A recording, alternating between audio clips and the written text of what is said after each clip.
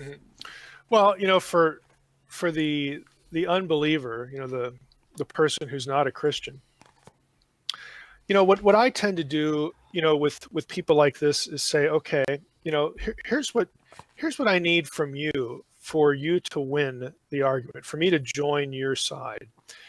I need you to show me how it's, you know, this is all big picture thinking, how it's philosophically and intellectually coherent to argue that reality is best understood without a God than with one.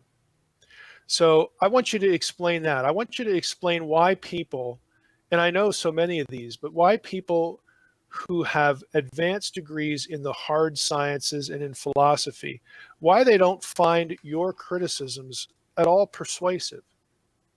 In other words, how does that work? And what you usually get is, well, they're all like lying. They really have doubts, or they're just not as smart, or they're filtering stuff out. No, no, excuse me, but they went to the same schools, they publish in the same journals, they're members in the same academic societies, they're department heads and professors at the major, PhD to granting institutions in the world.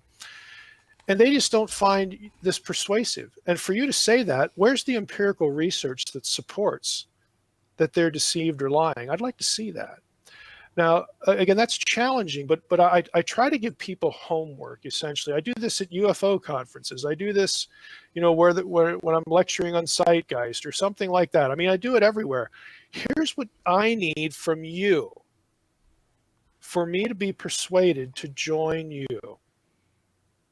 So I don't want to dismiss their criticisms and concerns, but at the end of the day, I need answers. I need coherent answers to questions like these. Mm-hmm. So go work on that. Okay, we can have a conversation later. I want to know, just show me. That's not an unreasonable request. I want data. I don't want your anger. Your anger doesn't solve my problem. My problem is I want answers to these questions. I understand if you're angry. Chances are, I've told people who are atheists or whatever, if I had the caricature of God in my head that you have in yours, I'd already You'll be be on your upset. Yeah. yeah, I'd already be on your side. But you've really misunderstood, this or that point of theology. That you really do have a caricature living in your head. You've had personal pain and you're not correctly parsing why there's evil in the world. And you may have gotten an answer from a Christian that really hurts you and damages you. And you have every right to do that because it's not a good answer. So I agree with you.